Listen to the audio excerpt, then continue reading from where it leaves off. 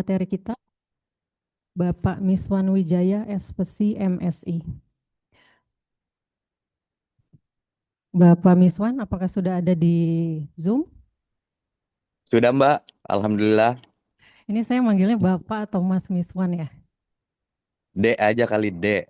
Dek ya, biar lebih mudah. Baik. Iya, karena saya junior masih. Oke, tadi menyampaikan salam, dapat salam dari Pak Anas. Tadi beliau izin duluan karena ada Zoom yang lain. Ya, salam kembali Mbak Nita sama Pak Siap, Anas. Lama nggak ketemu. siap. Kapan ke Katarsis lagi? Oke, mungkin sebelum kita mulai, saya akan sedikit membacakan CV-nya Mas Miswan.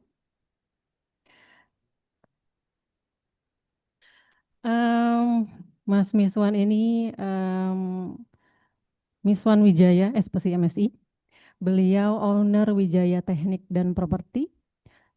Sekarang juga sebagai konselor psikologi. Sehari-hari aktif merawat pasien dengan gangguan nafza dan ODMK. Beliau juga sebagai trainer konselor di Galilea Group yang basisnya di Kalimantan. Kemudian sebagai supervisor program di Pusat Rehabilitasi Narkoba Ar-Rahman di Palembang. Kemudian sebagai founder Miswan Wijaya Consulting dan saat ini masih menduduki jabatan sebagai Ketua Yayasan Katarsis Sarasati Edukasi. Baik, kalau saya tidak salah ya, Mas Miswan ini sudah ada di dunia rehab, sudah cukup lama, sejak awal tahun 2000-an, kalau saya tidak salah, dan sudah menangani dan juga bersinggungan dengan berbagai kasus penyalahgunaan zat. Benar nggak, Mas Miswan? Betul Mbak, tepatnya Ya, dari tahun 99 ya. 99 ya, Iya, ketika startnya. Putau tuh masih lagi hype-hype-nya berarti ya. Iya, iya betul. Ketika apa pengguna Putau belum terlalu kelihatan bahwa dia pengguna gitu. Oke, baik. Oke, untuk sesi kali ini mungkin langsung saja dipersilakan kepada Mas Miswan untuk menyampaikan materinya. Nanti mungkin bisa dilanjutkan dengan sesi tanya jawab. Kalau mungkin ada Bapak Ibu yang mau bertanya, silakan raise hand atau bisa chat di kolom chat. Baik, siapkan fokus terbaik Bapak Ibu. Kepada Mas Miswan, kami persilakan. Baik, Bismillahirrahmanirrahim. Assalamualaikum warahmatullahi wabarakatuh. Waalaikumsalam. Ya, senang sekali saya dikasih kesempatan buat berbagi di sini. Ya, mudah-mudahan kita bisa berdiskusi, juga bisa menambah wawasan saya sendiri hari ini untuk bisa dapat terus semangat menangani klien-klien yang kedepannya makin hari tuh makin apa ya, makin mix, makin kompleks, makin nggak ketemu. Kalau dulu saya pikir nafsa putau atau narkoba putau udah yang paling parah, terus merasa yang lainnya tuh enteng-enteng aja, tapi begitu masuk ke dunia terapi, merehabilitasi atau mengkonseling orang, ternyata yang nggak parah justru susah untuk berhenti. Dan tingkat kekambuhannya juga makin tinggi dibanding yang mungkin tingkat keparahannya atau tingkat adiksinya tuh tinggi ya. Sebelumnya saya kembali memperkenalkan diri, saya Miswan Wijaya, saya berdomisili di Pondok Gede. Eh, Sehari-hari betul kata Mbak Nita, saya aktif merawat klien eh, di program rawat jalan tentunya. Jadi setiap hari itu saya keliling, Senin, Selasa sampai dengan Kamis. Jumat, Sabtu, Minggu saya nggak ambil klien. Jadi Senin tuh saya selalu visit ke klien-klien saya baik di rumah maupun di apartemen. Yang lagi hits buat apa di Jabodetabek, di klien-klien di Katarsis sendiri maupun di Miswan Wijaya Consulting itu mereka mau rehab secara mandiri. Mereka sewa apartemen atau keluarga sewa apartemen, kemudian ada badis, ada penjaganya, ada pendampingnya yang juga diikutkan dalam program pemulihan si anak atau si keluarga tersebut gitu. Nah, ini menarik sekali ya relapse prevention karena di tantangan di rawat jalan tuh begitu besar gitu kalau melihat kekambuhan tuh gampang dan di depan mata gitu. Bisa jadi ketika konselor baru berpaling berapa menit, tawaran-tawaran menggoda tuh dari beberapa pihak itu bisa membuat klien kita langsung kambuh. Ya, ini sekedar pengalaman dan materi yang saya buat ini diambil dari TreatNet UNODC Volume B tentang penanganan pendekatan CBT untuk penanganan kekambuhan. Ya, lalu kemudian juga saya lupa yang satunya tahap-tahap kekambuhan ini diambil juga dari modulnya UNODC, tapi saya lupa tahunnya. Jadi semua yang ada di sini betul-betul memang berasal dari modul yang udah ada. Selebihnya nanti mungkin kita bisa diskusi panjang atau bercerita tentang pengalaman-pengalaman teman-teman di sini menangani pasien-pasien yang saat ini lagi ditangani gitu. Kita langsung masuk ke materi. Yang pertama ya, ada relapse prevention. Apa itu relapse prevention ya? Mungkin teman-teman semua udah tahu. Adalah upaya untuk membantu pecandu mengantisipasi berbagai faktor yang dapat memicu penyalahgunaan kembali nafza. Di sini ada mengantisipasi berbagai faktor. Mungkin selama ini beberapa tahun yang lalu saya menganggap bahwa relapse itu ya pakai dan pakai. Ternyata di sini ada faktor. Jadi prevention untuk relapse-nya itu sendiri harus dimulai dari mencegah faktor-faktor itu masuk dan menyebabkan klien kita itu atau pasien kita itu kembali menyalahgunakan nafza atau kembali pakai. Ini yang akhir-akhir ini kita baru sadari atau saya sendiri baru sadari. Nah, apa aja sih faktor-faktor dan tahapannya? Kita masuk ke faktor-faktornya. Nah, ini ada tahapnya. Kita lihat ada tahap kekambuhan. Ternyata yang pertama ada kekambuhan emosi. Yang kedua ada kekambuhan mental. Dan yang ketiga ini yang paling finalnya ya, kekambuhan fisik. Ya. Apa sih kekambuhan emosional? Ya, pada tahap ini dalam diri pecandu belum muncul pikiran untuk kembali mengkonsumsi narkoba. Tetapi emosi atau perasaan serta perilaku mengarah pada kemungkinan untuk terjadinya relapse. Ya, ini masih emosional nih ternyata nih. Dan ini memang sudah harus masuk ke pencegahannya pada tahap ini ya. Ya, pecandu memang belum kembali, tapi pikirannya udah nyampe ke sana tuh. Udah mulai mikirin hal-hal enak yang dulunya pernah dia lewatin sama teman-teman atau sendiri ketika dia pakai gitu, ya. Ini tanda-tandanya udah mulai gelisah, kemudian udah intoleran, ya. Kemudian cepat marah, keras kepala, suasana hati juga berubah-ubah ya. Kemudian mengisolasi diri, merasa tidak membutuhkan pertolongan, pola makan buruk dan pola tidur buruk. Nah, untuk urusan yang pola makan atau pola tidur buruk, mungkin kita harus cocokkan dengan zat apa pasien kita pakai gitu. Kalau dia pakainya misalnya sabu-sabu, amfetamin, ini agak sedikit berbeda nih pola tidur dan pola makannya. Kalau mungkin di beberapa kasus orang-orang jadi nggak bisa tidur, buat si pengguna amfetamin atau metamfetamin malah dia tidur terus sehari-hari. Kayak nggak bisa, istilahnya tuh kalau di lapangan dibilang nggak ada tulangnya. Ini kita bisa mendeteksi ini, gitu. Kalau keluarga bilang atau istri atau suaminya bilang, kok pasangan saya, kok keluarga saya, kok anak saya nggak keluar-keluar kamar ya gitu. Nggak bisa beraktivitas ya. Terus juga diajak ngomong juga cepat marah.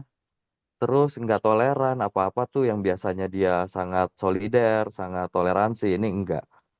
Ini sudah mungkin masuk ke tanda-tanda kekambuhan emosi. Ya. Lalu kemudian kekambuhan secara mental. Pada tahap ini sudah muncul nih adanya perang batin, ambivalence, tetapi di akhir fase ini akhirnya dia berpikir untuk kembali memakai narkoba, ya. Ini mirip di tahap perubahan kan ada kontemplasi ya, ciri-cirinya ambivalen, tapi kalau di tahapan perubahan itu grafiknya pengen naik. Nah, kalau di relapse ini tahapnya mau mundur nih, mau turun. Ini mental relapse. Tanda-tanda kambuhan mental yaitu memikirkan orang, tempat, dan benda-benda yang sering digunakan. Nah, ini juga nih. Ini poin penting yang memang kita harus catat betul-betul dalam sesi-sesi konseling atau dalam sesi pendekatan. Kita harus betul-betul dapat mendata nih, biasanya sama siapa sih Anda pakai gitu. Karena beberapa orang memang menggunakan tuh rame-rame senangnya. Tapi nggak sedikit juga yang memang make tuh di kamar titik nggak ada yang tahu gitu. Jadi kita mesti tahu nih orangnya siapa, tempatnya siapa, di mana aja, kemudian benda-benda apa yang sering digunakan. Ini bisa jadi modal kita untuk nanti memberikan eh, apa namanya program untuk yang bersangkutan. Kemudian memikirkan kesenangan yang didapat sewaktu memakai. Ini sering juga terjadi. Kenapa di dalam grup-grup saling bantu, di grup-grup support group itu nggak diperbolehkan atau harus dihindari yang namanya war story. Istilahnya war story itu dilarang keras kita membicarakan masa lalu yang berkaitan dengan penggunaan nafza karena dikhawatirkan eh, akhirnya menjurus ke penggunaan kembali gitu. Triggernya muncul, sugestinya muncul gitu. Kemudian berbohong. Bergaul lagi dengan teman yang menggunakan narkoba ya. Kalau tadinya habis rehab kemudian keluar dia sudah bisa mengikuti program-program ya. Dia harus menghindari teman-teman, menjauhkan lingkungan. Ini sudah mulai nih. Ah, bergaul mah sama siapa aja nggak apa-apa. Yang penting saya nggak pakai. Gitu. Ini udah mulai. Kemudian membayangkan saat make. Gitu. Kalau kita lihat di sesi konseling ada sering sekali pasien tuh suka cerita. Jujur ya Pak, jujur ya Mbak gitu. Saya sering akhir-akhir ini memang saya sudah sangat berhenti pakai dari sejak kemarin ke sini sampai saat ini saya udah nggak pakai sama sekali. Tapi jujur setiap sore atau setiap malam saya masih di otak saya tuh masih kebayang make gitu. Masih kebayang enaknya. Nah, ini mungkin sudah menjadi tanda-tanda kekambuhan mental ya. Kemudian merencanakan untuk pakai ya. Kadang-kadang terbersit di konseling juga kata-kata yang nanti mah mungkin ya kalau party-party sesekali sih nggak apa-apa kali ya. Atau ada yang bilang kalau saya keluar negeri kan di sana boleh ya, legal ya. Boleh kali Pak satu kali aja mah gitu. Dan atau yang sering terjadi juga misalnya substitusi. Misalnya saya kan pakainya putau ya, saya kan pakainya sabu. Ya gimana, saya itu udah clean sama sekali enggak gitu. Saya janji, demi Tuhan saya clean. Paling saya sesekali ya pengen minum alkohol dan menghisap ganja.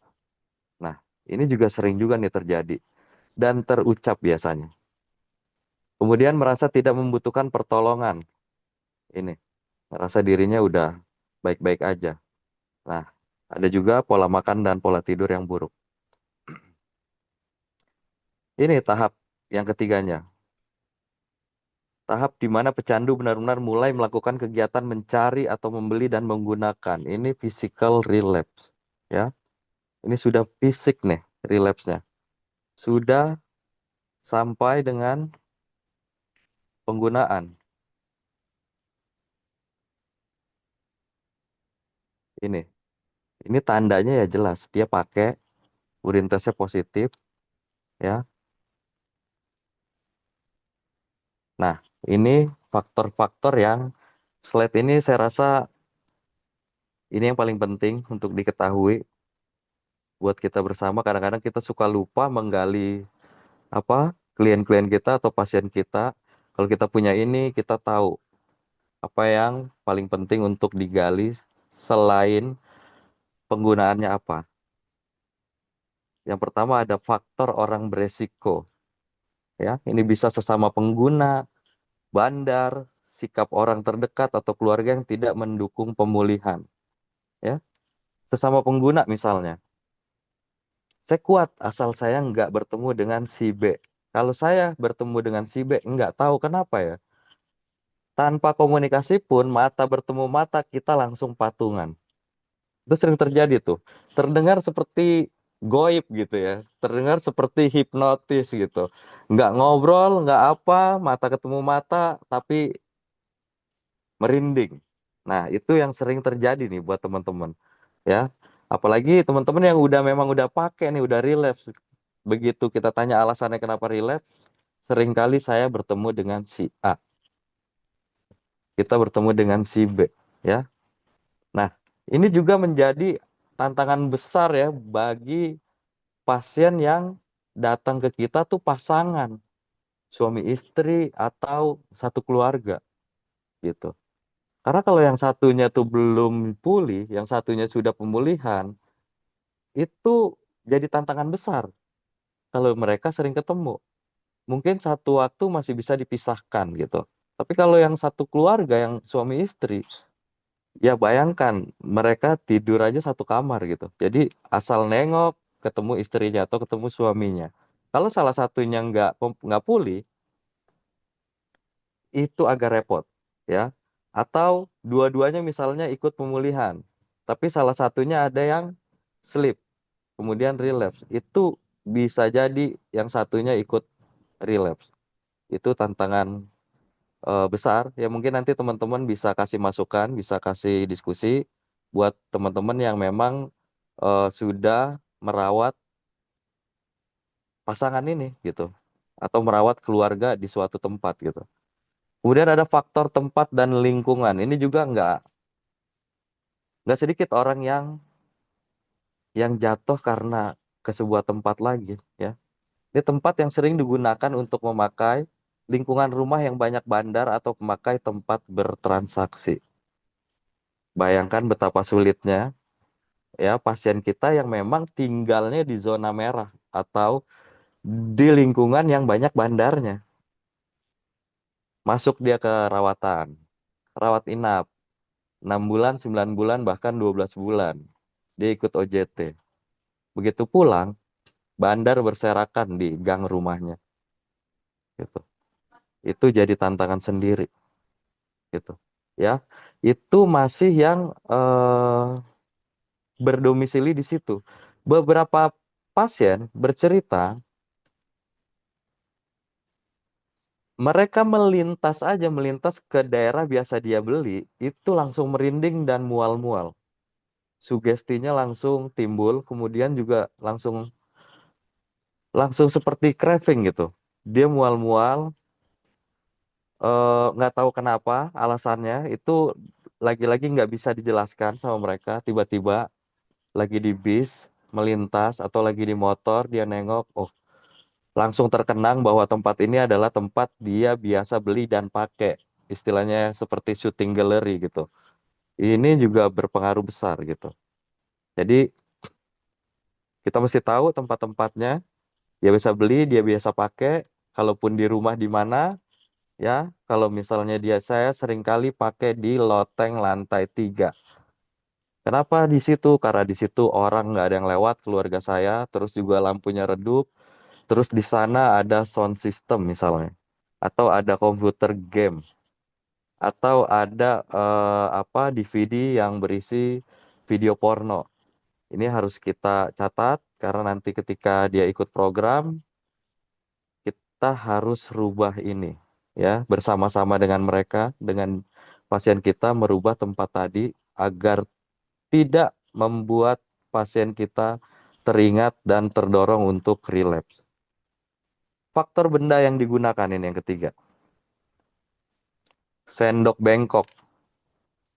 Sendok bengkok ini banyak fungsinya ya buat si pasien tadi, buat pengguna napsa. Biasanya kalau pengguna putau, sendoknya dibengkokin, tujuannya supaya nggak jatuh barangnya, kemudian putaunya ditaruh di situ dan dikasih air sedikit, baru ditarik ke dalam insulin. Ya, ini.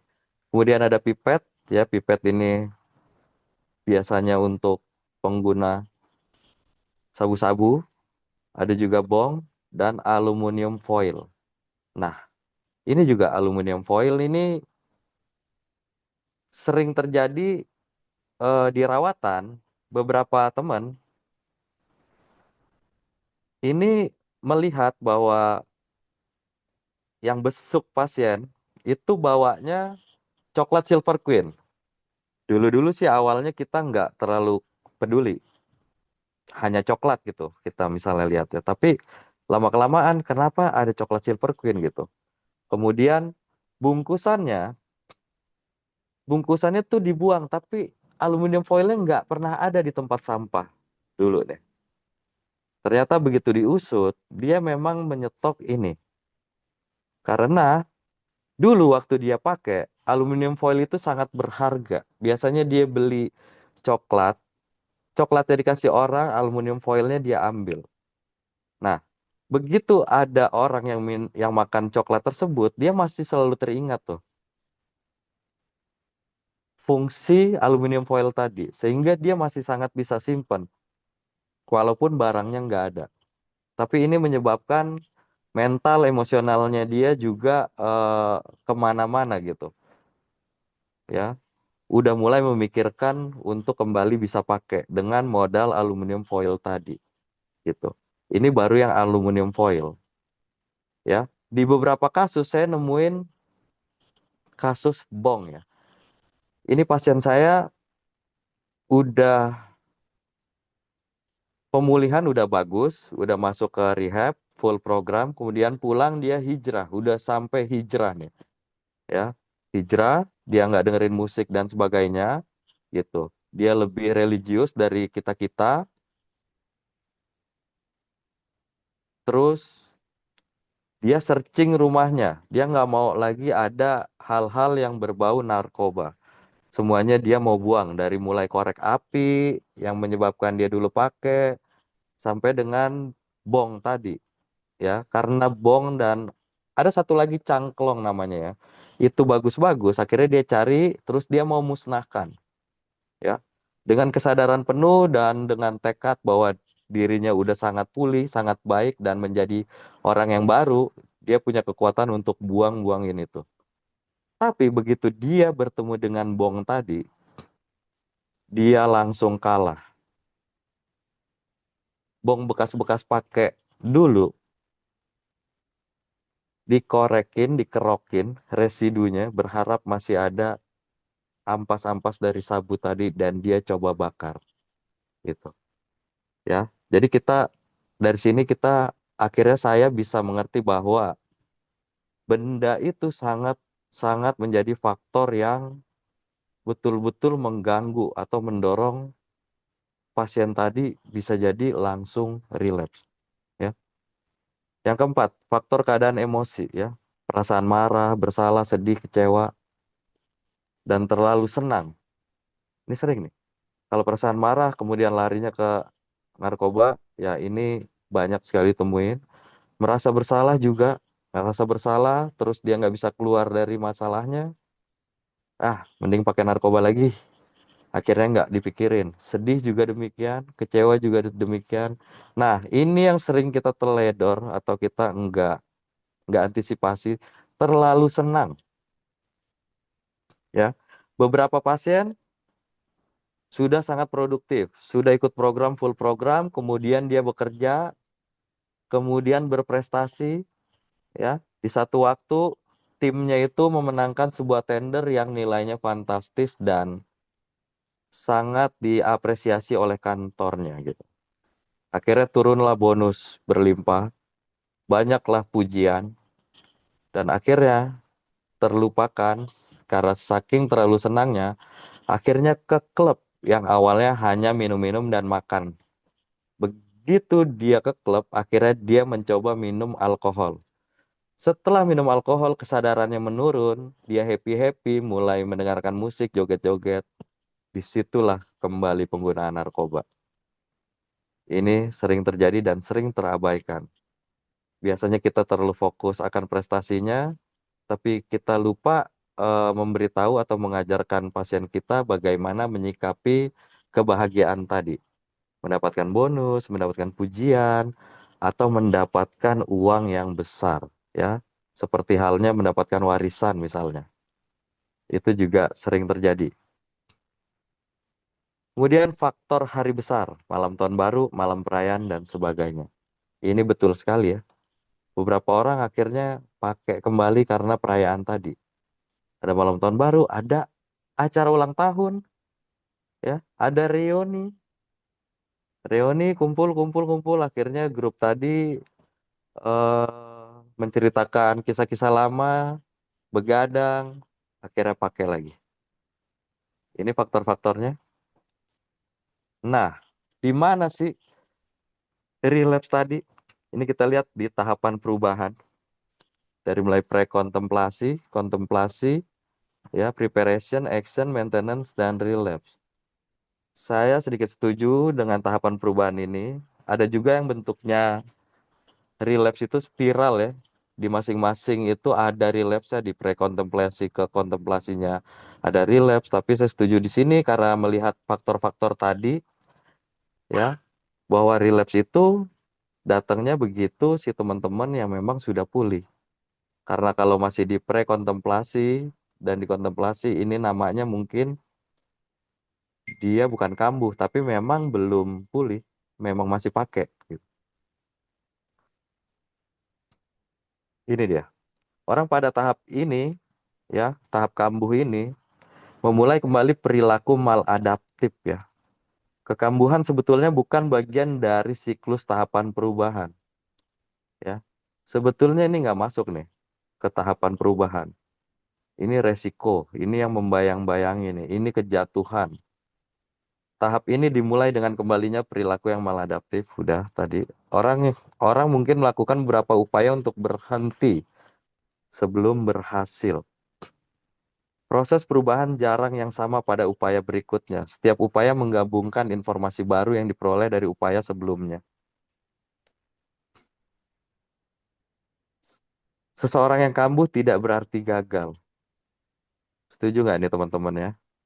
Beberapa orang mengatakan bahwa kekambuhan adalah bagian dari proses pemulihan. Tapi itu nggak tepat. Karena proses pemulihan kita sama-sama tahu lah ya, ada layanan dirawat inap, udah ada fase-fasenya sendiri. Kemudian kekambuhan sebenarnya adalah bagian dari proses penyakit. Kemunduran sering terjadi pada semua penyakit kronis, gangguan, dan penyakit. Ini sama ya. Namun kekambuhan atau kemunduran atau kembalinya gejala adalah peluang untuk meninjau kembali dan melihat apa yang mereka hilang dalam rawatan atau rencana pemulihan seorang. Ya. Seringkali begitu. Ya, akhirnya kita merencanakan pemulihan ulang. Oh, ternyata ada yang terlupakan nih dari pemulihan kemarin. Kita lupa ini, lupa itu, lupa kasih treatment ini, lupa menggali ini. Oh, rupanya dia pulih di sini, namun rumahnya nggak disiapkan.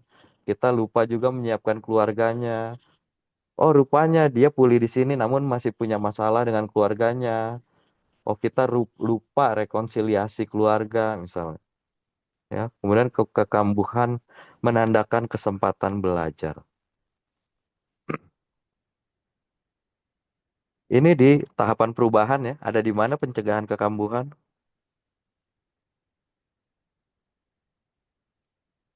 Di prekontemplasi kita belum masukkan ke relay prevention, kontemplasi juga masih memperkuat ambivalensi tadi ya, agar dia mau ke fase berikutnya. Di persiapan ini memperjelas, merencanakan, dan menetapkan sasaran. Nah, begitu sudah action, baru ini. Ya, relay prevention masuk di sini, ya, terus sampai dengan pemeliharaan, ya, terus nih. Nah, kambuh tadi nih, kalau ada yang kambuh berarti kita kaji ulang. Ya. Kalau kita tahu ini, kadang kita capek ya dulu ya, misalnya kalau kita belum tahu strateginya atau belum tahu tahapan perubahan, kita harus pakai apa, kadang kita capek. Oh, kambuh, kita udah capek-capek kok dia kambuh gitu. Ya. Tapi kalau kita udah lihat tahapan perubahan ini, oh kambuh, berarti kita harus mengkaji ulang dan kembali ke tahap awal. Gitu. Ini terapi yang biasa digunakan. Maaf, ini MI-nya belum kecoret. MI itu biasa digunakannya itu di prekontemplasi dan kontemplasi. Tapi untuk relapse prevention kita biasanya pakai pendekatan atau terapi CBT, Cognitive Behavior Therapy. Ya, ya, mungkin teman-teman sudah banyak yang hafal atau memang terbiasa pakai CBT, nggak apa-apa, kita refresh aja, kita diskusi. Apa itu terapi kognitif perilaku dan bagaimana menggunakannya di rawatan adiksi. CBT adalah suatu bentuk dari talk terapi, ya, terapi bicara yang digunakan untuk mengajarkan, mendorong, dan mendukung individu mengenai bagaimana untuk mengurangi atau berhenti penggunaan nafsa yang berbahaya. Gitu. Jadi ini ya, jadi di sini memang jelas mengajarkan, mendorong, dan mendukung. Karena CBT isinya itu ya, mengajarkan, membiasakan, menjadwalkan, melatih.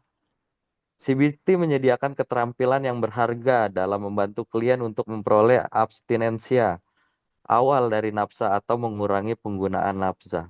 Ya, ini udah mulai nih. Udah mulai mengajarkan dari mulai hal-hal yang kecil, gimana caranya bangun pagi terus produktif, gimana caranya kita beribadah ya, dari mulai pagi, siang, sore, malam. Bagaimana caranya kita dapat mampu termotivasi ke layanan, kemudian juga mengajarkan mereka cara menolak narkoba ya, menolak pemberian nafsa atau tawaran dari teman, baik itu secara langsung maupun dari WA, tanpa harus mereka berkeringat dulu atau tanpa harus mereka memikirkan secara labil lah ya, oh terima apa enggak ya, terima apa enggak ya. Ini CBT bisa mengajarkan itu gitu. CBT juga menyediakan keterampilan untuk membantu klien dalam mempertahankan, nah ini pencegahan kekambuhan ya, untuk dapat mempertahankan abstinensia. Ya, ini dasar dari CBT ya, teori pembelajaran sosial, memberikan konsep penting dari adiksi dan bagaimana untuk tidak menggunakan nafza. Kemudian menitik beratkan pengembangan keterampilan baru, memerlukan latihan untuk dapat menguasai keterampilan ya. Memang banyaknya di CBT itu ya keterampilan ya, jadi harus diasah. Nggak hanya talk terapi semata gitu, nggak hanya CBT bukan kasih nasihat atau jalan keluar, tapi bekerja sama dengan kliennya gitu. Dalam hal pencegahan kekambuhan ya, kita ya selain yang kita gali tadi, kita harus kasih tahu nanti di, di tempat konseling bagaimana Anda menghadapi teman-teman di lingkungan Anda yang masih pakai. Gitu. Kita bisa tanyakan itu, lalu kemudian ya cerita misalnya secara jujur itu yang masih menjadi masalah saya misalnya. Gitu. Apa kira-kira di benak Anda yang bisa Anda lakukan?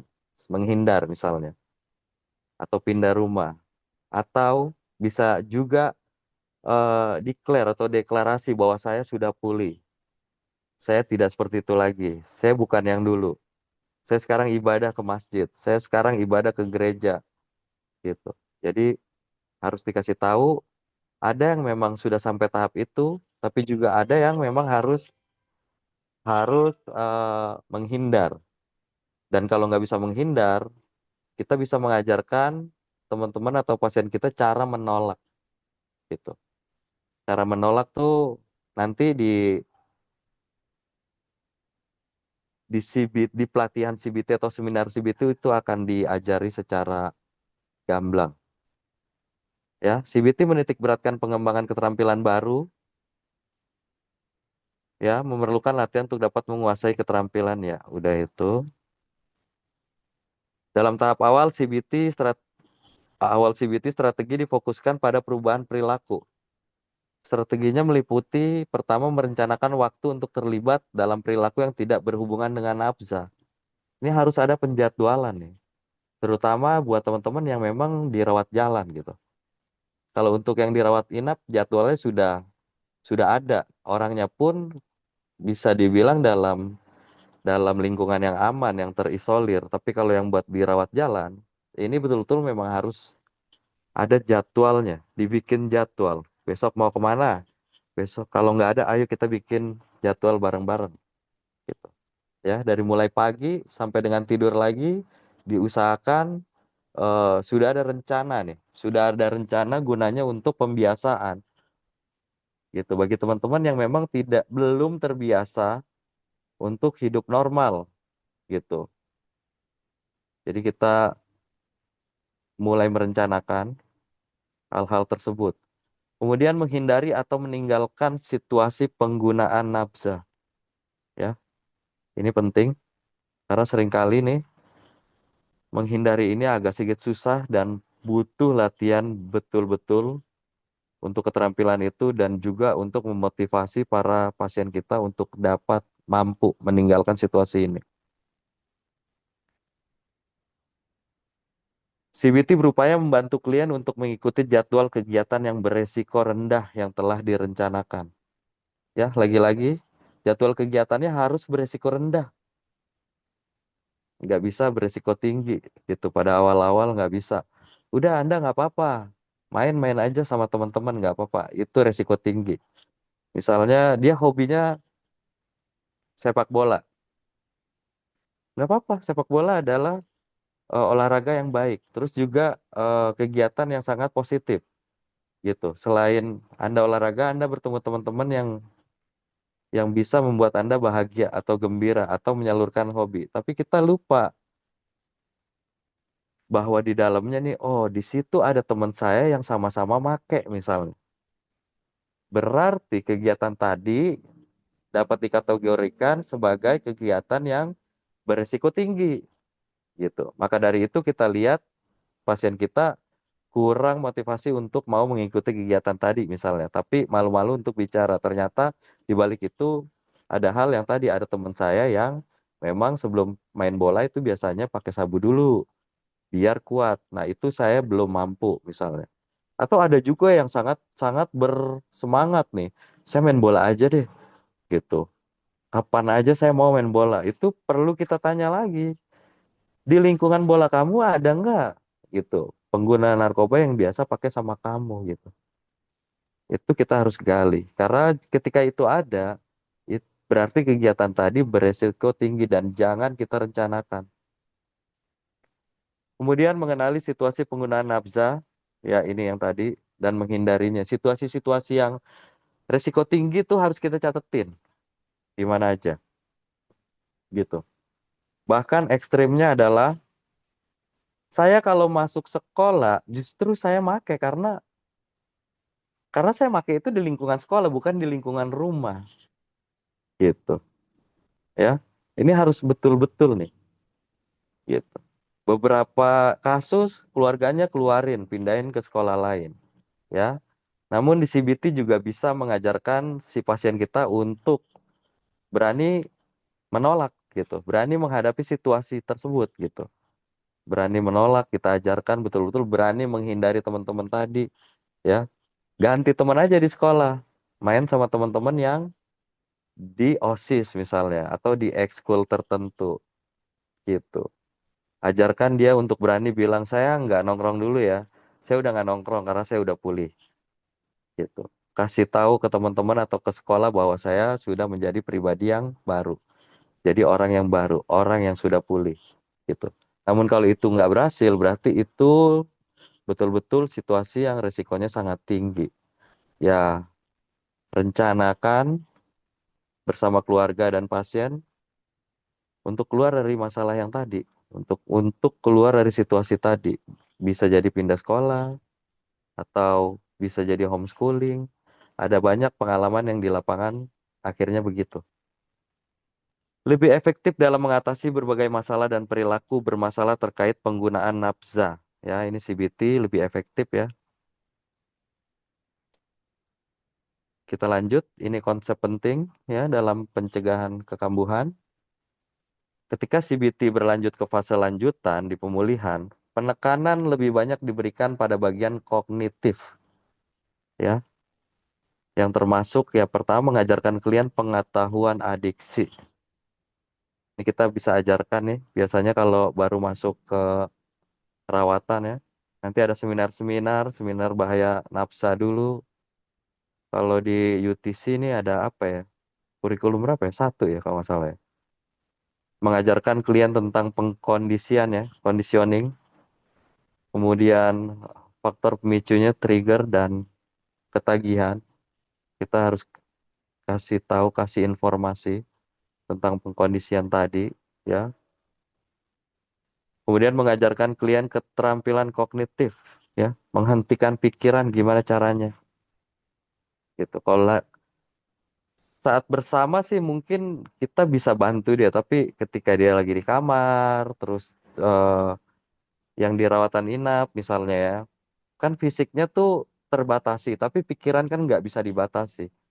Nah, ini kita bisa mengajarkan mereka klien keterampilan kognitif, menghentikan pikiran ya, atau mengganti pikiran-pikiran yang lagi datang. Pikiran-pikiran tentang nafsa bisa kita latih untuk mikirin hal lain misalnya ya. Kemudian fokus pada pencegahan kekambuhan. Ini konsep penting CBT-nya. Ya, ini dia fokusnya. Periode waktu di saat klien menggunakan nafsa ya. Ini kita mesti catat betul-betul, kita mesti tahu betul-betul untuk dapat membantu pasien kita buat mencegah kekambuhan tadi. Kemudian mencatat lokasi di mana klien menggunakan dan membeli nafsa. Nggak apa-apa nih, beberapa lembar dicatetin. Pernah pakai di mana aja, di sini, biasanya di mana, waktu konseling, yang favorit di mana, gitu. Kemudian tanda-tanda eksternal dan tingkatan emosi, ya. Internal dapat memicu ketagihan mengapa. Ini mengapanya nih. Kita tanya sama dia alasan-alasannya, kenapa sih, apa sih yang bikin kamu pakai lagi, kamu make, kamu memikirkan gitu, kamu emosional, ini ditanya-tanyain semua tanda-tandanya secara detail. Ditanya juga orang yang biasa menggunakan nafsa bersama pasien kita atau dengan siapa klien kita biasa beli nafsa. Harus nih wajib, karena biasanya tuh pengguna nafsa tuh nggak kelihatan ya, atau penjual nafsa tuh nggak kelihatan gitu. Dan sekarang di tempat saya beberapa minggu lalu baru aja dikirim pasien ketangkep oleh masyarakat, itu viral di Instagram. Jadi dia itu membeli bukan secara langsung ke bandar, tapi bandarnya itu taruh di sebuah tempat, lalu di Sherlock gitu, di share lokasi. Uangnya ditransfer dan dia harus ambil. Nah, masyarakat setempat geram karena melihat seringkali banyak orang asing yang masuk kemudian kayak ngorek-ngorek apa ya, pinggiran-pinggiran apa, got gitu. Dia cari-cari barang itu dan akhirnya beberapa orang ditangkap dan diviralkan di Instagram. Nah, ini selain orang ya, ini kan pertanyaannya atau ya tugasnya adalah siapa orang atau bandar ya. Nih. Nah, sekarang aplikasi atau Instagram atau nomor WA juga bisa menjadi pemicu nih. Bisa menjadi pemicu. Jadi kita bisa tambahkan selain orangnya siapa? Ya. Yang biasa beli atau yang biasa menggunakan. Ada nomor handphonenya gitu. Ada. Kalau dia bilang enggak, saya nggak pernah ketemu orang, saya pakai sendiri. Saya beli narkoba itu online misalnya. Kita bisa telusuri lagi, kita bisa bantu dia lagi. Orangnya yang mana, nomornya yang mana, akunnya yang mana gitu. Untuk kita bisa mencegah untuk kedepannya dia kambuh lagi. Ya, kemudian efek-efek yang dirasakan klien atau manfaat secara psikologis dan fisik, ya, ini nih, kita harus tanya dulu. Kalau pakai narkoba emang gimana rasanya, efek-efeknya? Iya, saya kalau nggak pakai narkoba, saya nggak bisa bikin lagu misalnya buat yang musisi. Saya kalau nggak pakai ganja, saya susah untuk melukis. Ya, di beberapa tempat saya kalau nggak pakai putau nih dulu ya, kalau nggak pakai putau saya nggak bisa dapat duit justru. Saya kalau nggak pakai obat-obatan, saya nggak pede, saya malah nggak bisa dapat duit. Kalau saya pakai obat-obatan atau pakai narkoba, saya bisa parkir misalnya. saya bisa ngamen walaupun nggak bawa gitar misalnya gitu. Kepercayaan dirinya tuh terupgrade gitu. Ini kita harus tahu gitu. Harus dicatat-catatin semua untuk nantinya ke depan kita bisa. Nah, materinya baru sudah selesai sampai di sini. Nah, dari materi-materi yang tadi masih ada satu pertanyaan yang mungkin kita bisa diskusikan, yaitu apakah relapse itu menular? Kalau kita lihat dari faktor-faktor tadi, apakah relapse itu menular? Ya mungkin teman-teman bisa bantu saya, bisa klik di apa di kolom komentar atau bisa langsung kasih tahu di sini. Karena saya sendiri belum mendapatkan jawaban yang pasti gitu. Demikian Bapak Ibu, mungkin kita bisa diskusi. Saya kembalikan ke host.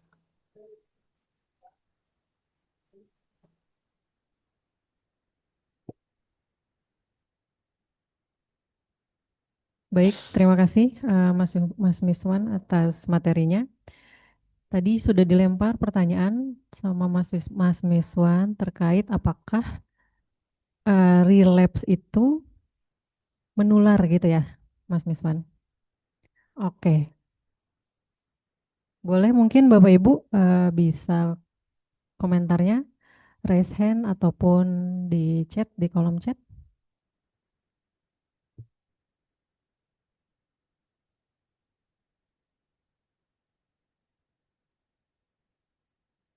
Di kolom chat ada dari BNNK Garut, katanya tidak menular, Pak.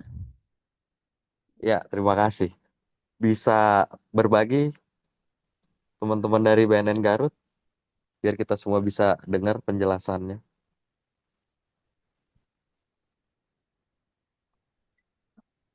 Ya, selamat pagi Bang Miswan, sehat?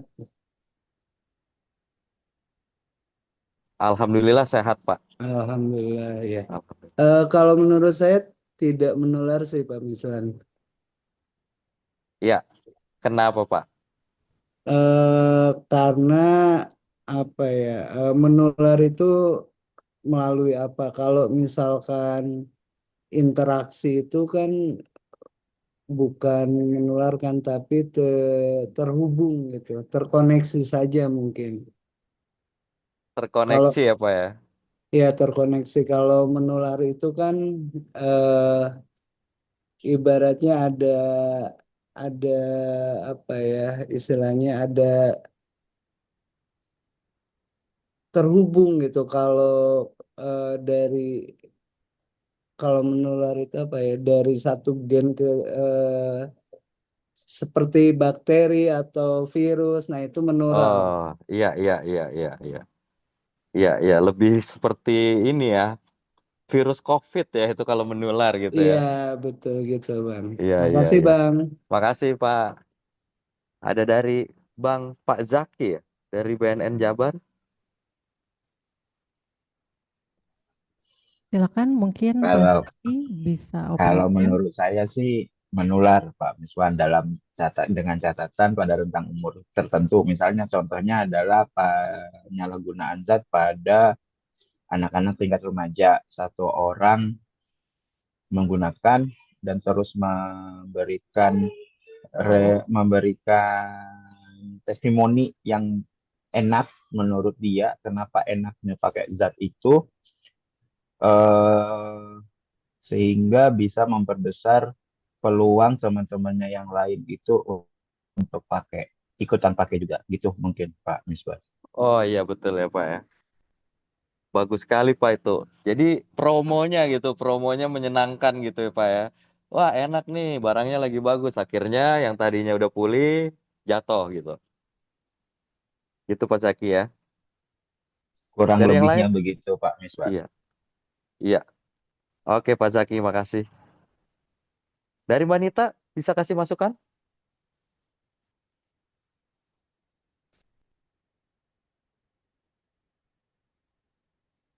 Atau dari Dokter Lia, jagonya, dan Mbak Ivi nih, masternya?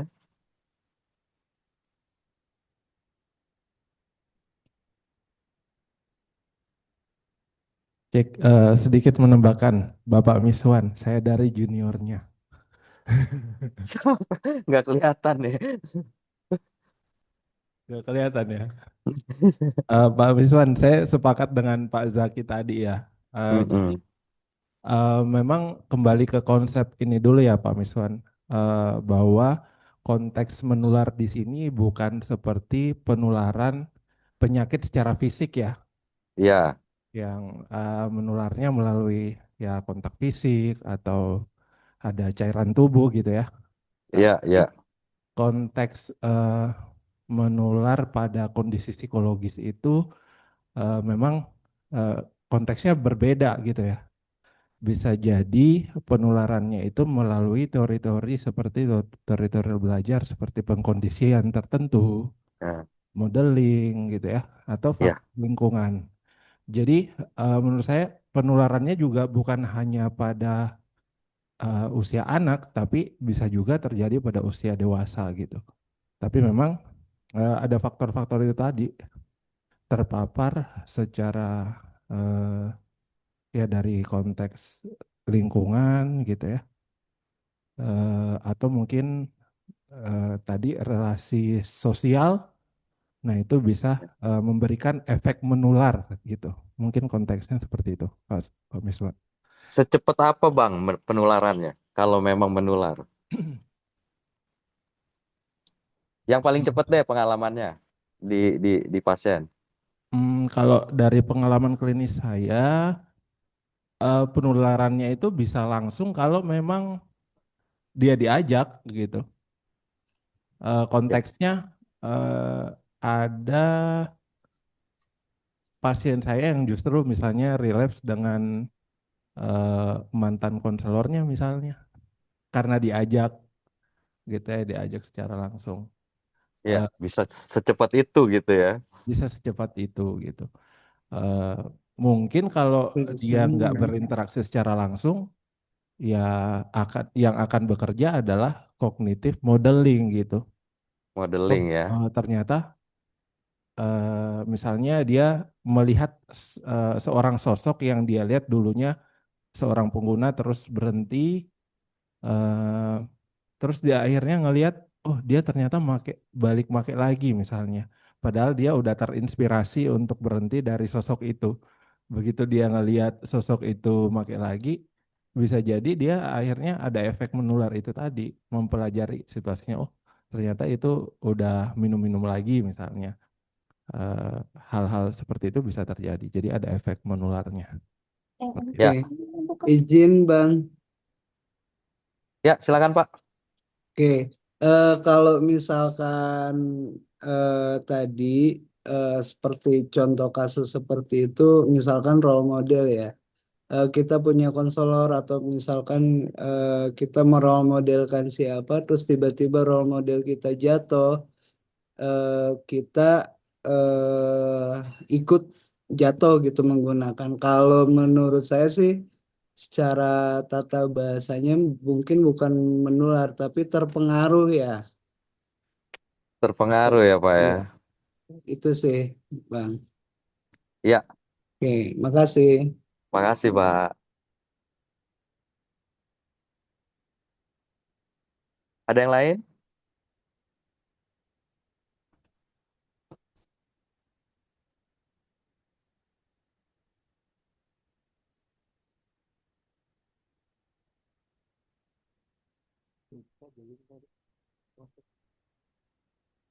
Mbak Nita?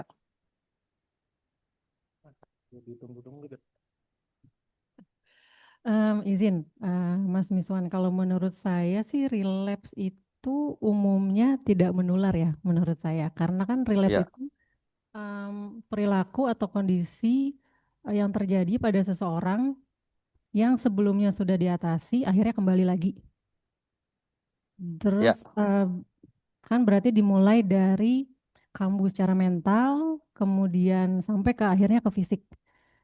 Kalau relapse-nya sendiri, harusnya sih karena dia terjadi di individu itu sendiri, menurut saya seharusnya tidak menular.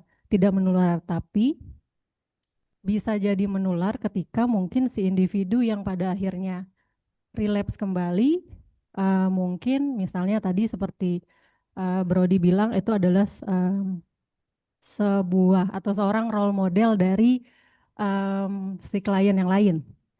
Nah, itu mungkin bisa jadi ketika klien yang lain melihat si role modelnya kembali relapse, bisa menimbulkan atau bisa terpengaruh oleh si role modelnya itu.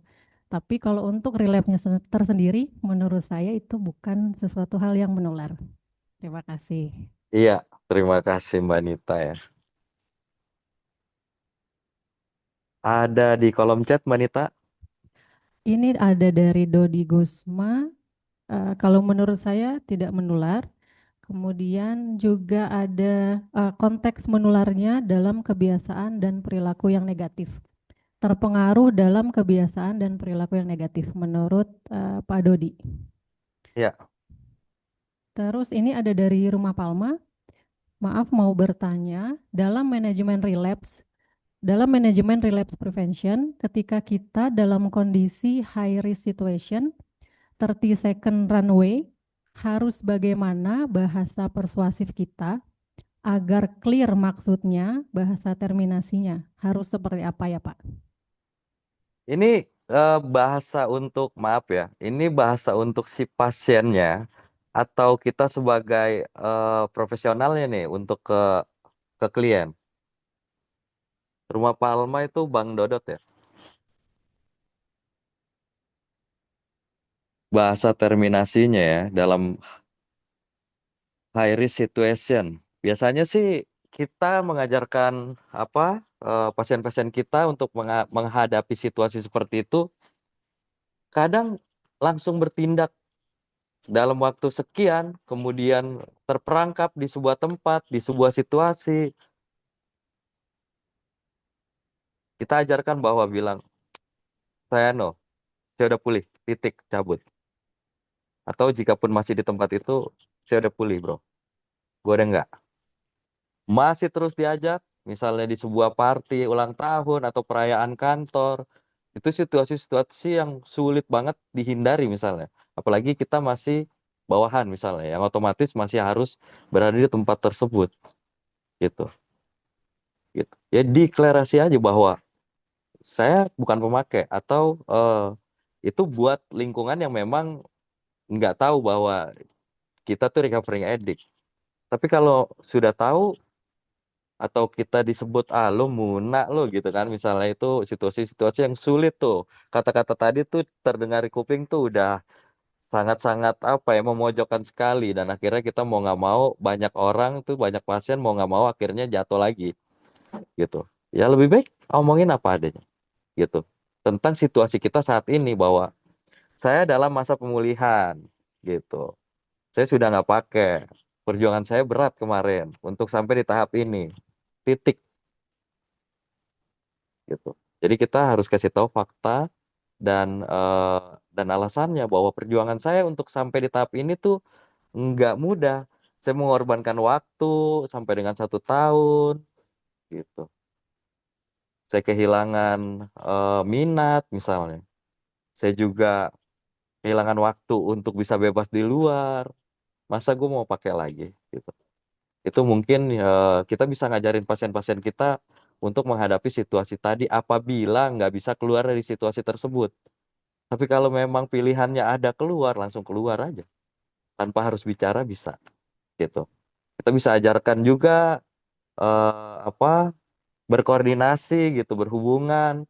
Kalau kamu biasanya gini, kalau yang awal-awal tuh biasanya kita ajarkan untuk dapat mencari pertolongan via online. Misalnya kalau dalam situasi darurat Anda harus apa? Saya telepon Bapak biasanya gitu. Gitu. Dengan kata begini Bapak pasti udah tahu saya lagi kenapa. Atau kalau Bapak nggak bisa, siapa ya orang yang bisa saya ajak bicara agar mengangkat saya dari situasi ini? Ibu saya misalnya, atau istri saya, atau suami saya. Telepon, kasih tahu WA. Saya lagi begini nih, kasih tahu. Saya sulit deh, saya diajak make misalnya. Atau kacau nih di ruangan ini make semua gitu. Ya kan? Nanti dia bakalan telepon tuh gitu. Mas pulang ya, atau Pak pulang ya, atau Mbak, atau pulang ya gitu. atau keluar dulu ya, saya mau bicara tolong keluar dulu gitu. Itu bisa untuk meredakan situasi ya. Nah, pertanyaan selanjutnya adalah apabila situasi rumitnya itu enggak soal nafsa di dalam situ, tapi bikin seseorang itu mentalnya jadi stres yang menimbulkan ketika stres itu, ketika beban itu dia akhirnya membutuhkan pakai narkoba. Itu situasi sulit juga. Misalnya, nggak biasa begadang disuruh lembur nih misalnya. Kamu harus lembur ya, jangan pulang di sini. Kerjaannya krusial misalnya, ya, mengawasi CCTV misalnya, atau desain-desain grafis ya, yang memang untuk periklanan. Besok sudah deadline, Anda harus bikin sekarang. Kalau enggak Anda dipecat misalnya. Kalau tender ini kita nggak bisa selesaikan, kerjaan ini kita nggak selesaikan, kantor kita di-reject. Itu situasi-situasi berat tuh, di mana biasanya pada zaman masih pakai, kalau ada deadline begitu biasanya rame-rame pakai sabu. Biasanya rame-rame pakai ganja misalnya untuk menginspirasi. Nah, itu situasi sulit juga gitu. Nah, untuk demikian kita juga bisa ajarkan, oke, saya mau lembur, tapi biarkan saya bekerjanya di rumah misalnya, agar saya bisa tidur sebentar terus melanjutkan lagi. Yang kedua, oke, saya akan kerjakan, tapi saya minta bantuan orang lain misalnya untuk bisa menginspirasi ini. Kita bisa ajarkan itu, gitu. Kalau memang situasinya sangat sulit, sangat beresiko tinggi untuk kembali pakai. Mungkin dari teman-teman yang lain bisa menambahkan tadi pertanyaan dari teman-teman kita di Rumah Palma.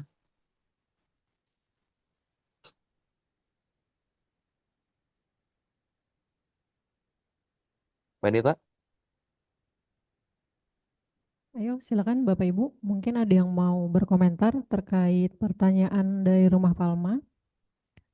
Dalam manajemen relapse prevention, ketika kita dalam kondisi high risk situation, 30 second runway harus bagaimana bahasa yang persuasif. Mungkin Bu Ivi mau menambahkan.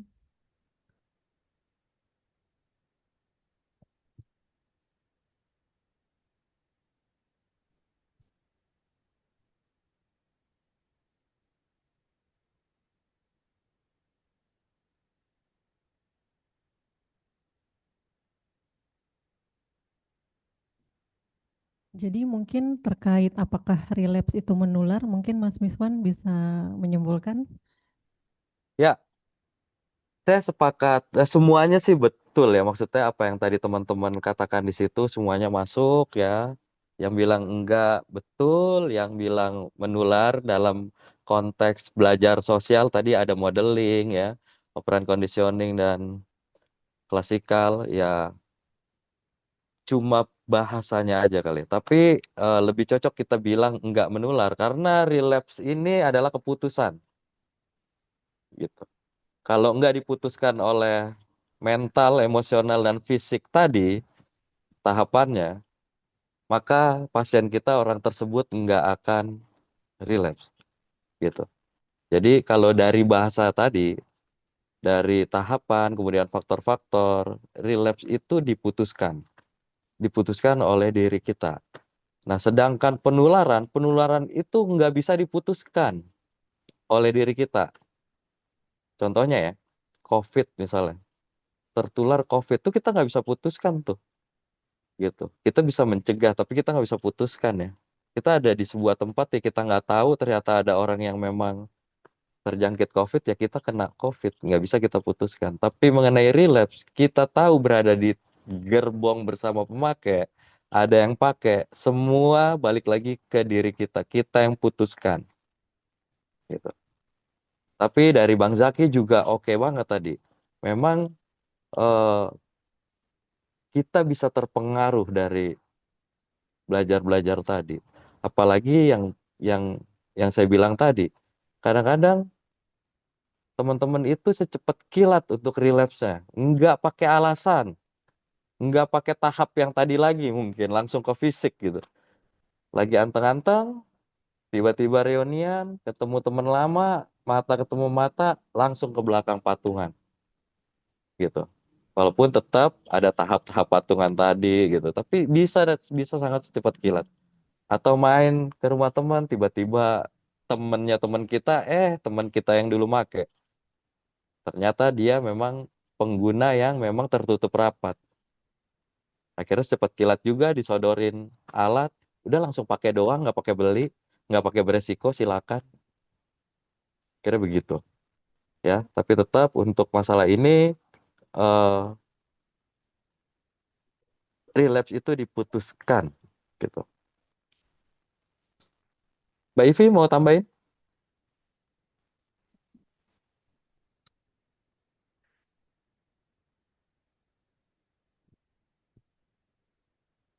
Mbak Nita, saya kembalikan. Cukup Mas Miswan, saya follow dulu ya, masih oho-oho soalnya ini. Mbak Ivi. Oke, berarti relapse itu diputuskan ya. Ini dari Ya, Pak Dodi, feeling, thinking, action. Oke, berarti hmm, dari dirasakan, difikirkan, kemudian ada aksi. oke. Baik. Baik Pak Dodi. Siap. Pak Mas, Dodi mau berbagi oke, Pak bahasanya? Dodi mungkin mau open mic. Saya masuk sedikit, Bang Miswan. Jadi kalau misalnya tadi perspektif kita relapse itu tidak dikatakan menular karena itu adalah sebuah keputusan. Saya jadi ingin pertanyakan lagi perspektif terkait adiksi yang kita pandang sebagai sebuah penyakit ya, Bang Miswan. Tadi kan analoginya kayak COVID itu tidak diputuskan gitu ya. Eh, eh, ya, itu terjadi penularan tidak melalui keputusan gitu ya. Nah, bagaimana dengan adiksi yang kita pandang sebagai sebuah penyakit kronis ya, yang padahal itu terjadi karena keputusan juga gitu awalnya seperti itu. Jadi gimana kira-kira penjelasannya? Ya, jadi susah nih ngejelasinnya. Betul juga itu Bang. Jadi gini, kalau kita lihat dari modulnya si relapse prevention, kan penjelasannya adalah relapse itu bukan semata-mata sebuah kejadian, tapi sebuah proses yang pada akhirnya diputuskan gitu. Yang pada akhirnya diputuskan oleh orang tersebut, pakai apa enggaknya. Termasuk tadi ada tahapannya tuh. Ada tahapan emosional, kemudian ada tahapan mental dan fisik gitu. Ya. Relapse-nya tadi ada tahapnya sampai dengan ketiga finalnya adalah fisik. Nah, di di ketiga tahap tadi ujungnya adalah keputusan. Walaupun saya nggak final-final amat nih ya Bang ya. Maksudnya ini cuma lit cuma apa ya? Cuma bahasanya aja barangkali beda. Yang Abang bilang itu sangat-sangat pas juga gitu. Sangat pas juga bahwa itu bisa dikondisikan. Ya, kebiasaan, modeling atau role model kita ada yang jatuh, kemudian kita jadi ikutan. Itu juga bisa masuk ke dalam sebuah penularan berpikir, penularan berperilaku gitu. Tapi untuk actionnya dia masukin zat ke dalam tubuh, kalau sudah relapse itu sebuah keputusan gitu. Gitu. Itu sebuah keputusan, bukan sekedar penularan gitu. Kalau penularan jatah waktunya sangat singkat gitu. Jadi kalau sebuah keputusan ada tahapan-tahapan tadi. Dia mulai melihat prosesnya, dia belajar dari modelnya tadi, gitu. Dia mulai berpikir, dia mulai emosional, suka atau tidak suka, lalu dia putuskan pakai apa enggak, gitu. Ada prosesnya untuk sampai seseorang relapse. Walaupun yang tadi saya bilang mata ketemu mata secara gaib, dia bisa langsung pakai, tetap di situ ada keputusan. Dia mau ke belakang sama teman yang ini, atau dia mau enjoy sama teman-teman yang lain gitu. Itu sih Bang, penjelasan yang bisa saya jelaskan dari tahapan tadi. Oke, Nun. Makasih Bang. Baik, di kolom chat tadi ada Pak Dodi. Apakah relapse suatu kebetulan? Tadi juga Pak Dodi sudah raise hand. Silakan. Pak Dodi mau bertanya atau mau menjelaskan? Kalau relapse sebuah kebetulan, kayaknya nggak betul Pak Dodi. Itu sebuah kesalahan. Silakan Pak Dodi.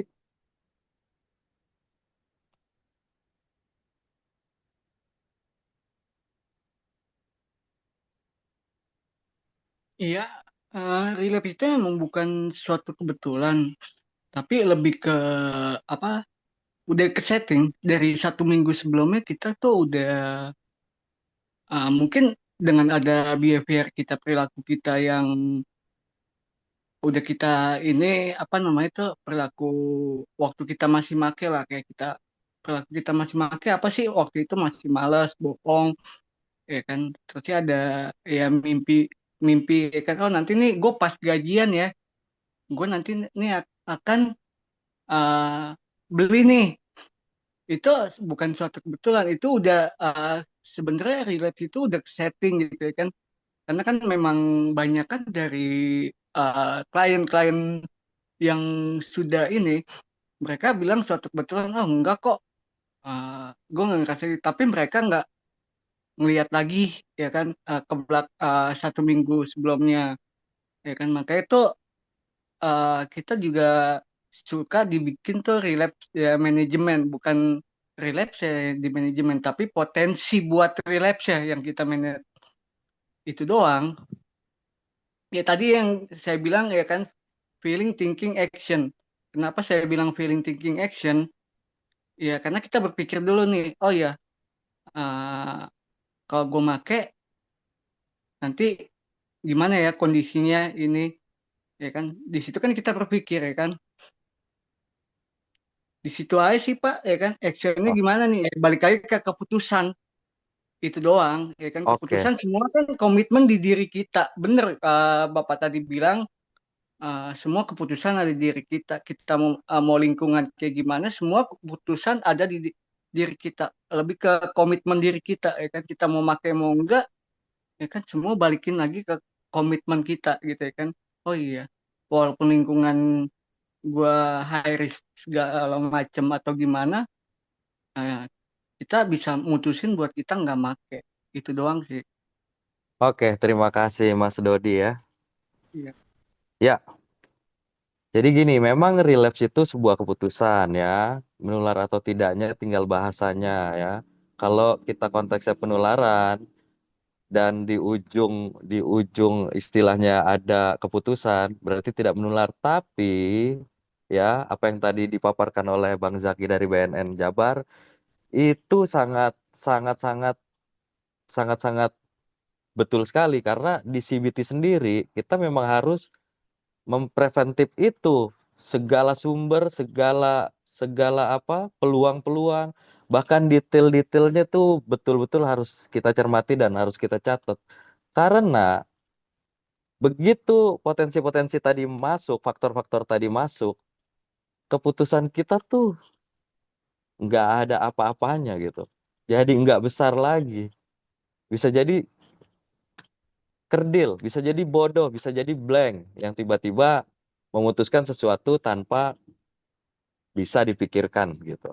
Ya mungkin itu yang dibilang penularan Nah, aku versi cuma diisi hela cina biar datanya omongan malah itu kayak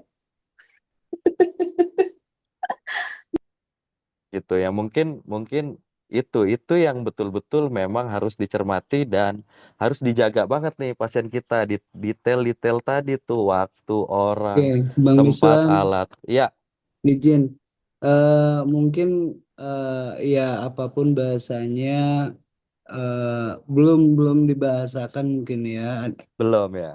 Kalau misalkan penularan itu ya saat ini kita bersepakat hanya virus atau bakteri yang yang terpapar itu atau tertular itu. Nah, kalau untuk yang berkaitan dengan adiksi sampai saat ini sih pelaku sejarah ataupun praktisi belum belum menyepakati hal itu berkaitan dengan bahwa apa relapse itu karena tertular gitu. Yang yang kita pahami paling ya kita memutuskan untuk menggunakan karena pembenaran dalam pikiran kita, dalam diri kita bahwa role model kita aja jatuh gitu. Ya kita aja yang ngikut dia pasti jatuh gitu. Itu mungkin jadi pembenaran Ya, buat seseorang. Terima ya, kasih Bang. ya, makasih Pak.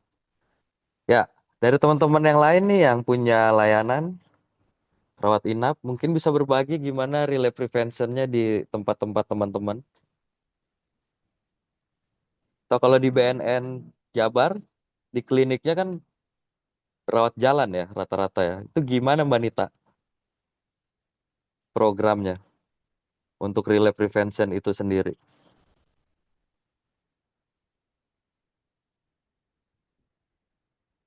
Halo, Mas Yuswan, izin Hai, Mbak Evi. menceritakan sedikit ya dari tim Pasca Rehabnya BNNP Jabar. Kalau dari kami kan memang ada khusus program pasca rehabilitasi aftercare ya, eh, yang mana sekarang klien-klien yang ikut rawat jalan ini mandatori sebetulnya ikut pasca rehab. Nah, kegiatan yang kita lakukan sesi psikoedukasi biasanya ada pertemuan kelompok pemulihan, ada pertemuan dukungan keluarga. Meskipun dalam penyelenggaraannya itu nggak semudah apa yang dibayangkan ya untuk bikin sesi-sesi aftercare ini. Kemudian ada kunjungan rumah juga. Hmm, tapi baru aja tadi pagi nih Mas Miswan. Nanti Ya, mungkin Mas Miswan juga bisa bisa gabung sama kita ya di insya Allah ada lanjutan lagi nih dari setelah selesainya Sadar Series. Seperti mm-mm. aftercare ini bukan lagi hanya akan ditaruh di belakang, tapi benar-benar continuum of care gitu. Jadi nanti bisa saja di depan, bisa saja sepanjang program. Jadi kalau misalnya dulu kunjungan rumah itu harusnya setelah selesai rawat jalan dan dilakukan di akhir gitu ya. Nah, Ya, sekarang kunjungan rumah itu bisa saja dilakukan misalnya di awal atau sesuai dengan kebutuhan kliennya. Jadi kayaknya Pasca Rehab akan memodifikasi programnya sehingga tidak lagi apa ya sekuensial rehabilitasi rawat jalan dulu kemudian pasca rehab tapi menjadi continuum of care. Nanti treatment-treatmentnya atau intervensinya yang tadinya cuma ditaruh di pasca rehab gitu ya ternyata kalau misalnya kliennya butuh lebih awal itu bisa diberikan lebih awal gitu Mas Wiswan dan mudah-mudahan kalau sebelumnya sih kita ada kerjasama juga sama Balai Latihan Kerja gitu ya mungkin tapi eh, agak challenging juga pada saat bekerja sama dengan instansi lain ternyata gitu ya karena kita juga kan harus mempertimbangkan mereka juga punya batch umum gitu ya bukan batch iya. yang teman-teman dalam pemulihan Hmm. sementara teman-teman dalam pemulihan mungkin masih banyak kebutuhan khususnya. Nah mudah-mudahan mulai tahun depan, BNN juga lebih bisa memfasilitasi kegiatan-kegiatan pasca rehabilitasi, terutama pelatihan kerja, sehingga kita juga bisa jadi apa ya rujukannya untuk teman-teman LRIP dan LRKM lainnya, gitu. Jadi kita bisa saling merujuk ke program aftercare-nya, gitu sih, Mas Miswan. Sama saya mau komentar sedikit soal karena ini temanya seminggu ini tentang CBT dan pencegahan kekambuhan. Ya, Kalau adiksi, kalau permulaan adiksi ya, misalnya eh, kenapa orang menggunakan zat awalnya gitu.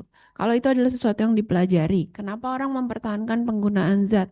Itu adalah sesuatu yang dipelajari juga. Kenapa orang mengalami kekambuhan? Saya rasa itu juga sesuatu yang kalau kita pakai frame-nya CBT adalah sesuatu yang dipelajari. Ini agak menarik pas tadi Mas Niswan bilang role modelnya jatuh gitu ya. Kemudian biasanya klien-klien akan lihat, wah role model gue juga jatuh nih, atau role model gue mulai minum alkohol, misalnya gitu. Kayaknya nggak apa-apa deh, dia juga bisa minum alkohol dan tetap stay, apa namanya, bukan stay sober dong, apa ya, tetap produktif-produktif aja gitu. Nah, saya lihat sih tren beberapa tahun terakhir, relapse juga ternyata dipelajari, mulai dari, apa dong istilahnya Mas Wisman, bukan pemafuman, apa ya, melonggarkan batas ya, lebih permisif gitu ya. Gak apa-apa Ya, kok cuma alkohol gitu. Gak apa-apa kok cuma minum mm-mm, sekali gitu. Atau mm-mm. kan kita udah nggak pakai tiap hari ya gitu. Kita cuman pakai selebrasi doang. Nah itu kan kayaknya gerbang-gerbang awal menuju Ya, relapse gitu. Mungkin nggak semua orang mengalami relapse, tapi kalau kita pakai persentase, Mas Iswan bisa berhitung deh kayaknya berapa banyak yang akhirnya jatuh gitu dari klien-klien Mas Iswan. Thank you Mas ya. Iswan.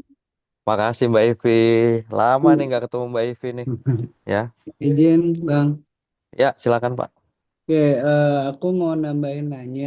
Kalau misalkan CBT ini eh, ada kriteria nggak untuk klien mana yang bisa kita kasih CBT? Misalkan dari klasifikasi penggunaan jetnya apa, atau misalkan secara kognitifnya di sedang atau di atas rata-rata. Nah, bagaimana dengan yang di bawah rata-rata secara kognitifnya?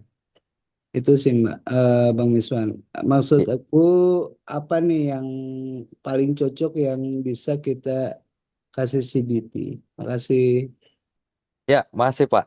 Jadi gini, CBT bisa digunakan eh, universal gitu, ya. Cuma kita bisa lihat dari itunya Pak, tahapan perubahannya, biar kita sebagai apa konselor atau dokter atau atau terapis gitu ya, itu nggak capek, nggak punya target tertentu gitu. Jadi kita mesti tahu dulu nih yang paling penting tahapan perubahan. Klien kita atau pasien kita berada di tahap perubahan yang mana? Kalau klien kita masih prasadar, kita langsung masuk CBT itu blocking yang ada reject, reboot bisa misalnya. Karena dia masih masih berpikir bahwa pakai narkoba tuh nggak apa-apa, ya kan? Itu itu pasien-pasien masih di tahap prasadar atau prekontemplasi. Jadi ketika datang ke kita atau kita bicara, mereka masih masih menganggap nggak apa-apa kok. Gue nyabu nggak ada mabok-maboknya. Gue nyabu kerja bagus. Gue kaya, lebih kaya dari elu gitu. Gue lebih produktif dari elu gitu. Gue lebih pinter dari elu, misalnya gitu, dari kamu atau dari bapak. Buat beberapa orang yang frontal ngomongnya begitu secara langsung gitu. Jadi saya nggak apa-apa, saya nggak ngerasa saya punya kesulitan, saya nggak ngerasa saya punya masalah tentang penggunaan narkoba saya. Itu pemerintah aja yang salah menetapkan sabu-sabu sebagai narkoba. Beberapa orang di prekontemplasi bicara seperti itu, gitu. Gitu. Atau ada yang saya nggak apa-apa pakai ganja. Ganja menyehatkan di luar negeri itu bebas, legal, gitu. Malah bisa membantu mempertahankan kesehatan tubuh misalnya. Itu orang-orang di Iya. prekontemplasi itu nggak bisa dimasukin CBT. Jadi kalau pertanyaannya di mana CBT untuk siapa tepatnya gitu ya, ya kita lihat dari fase perubahannya tadi. Di prekontemplasi dan kontemplasi itu belum tepat kita kasih itu.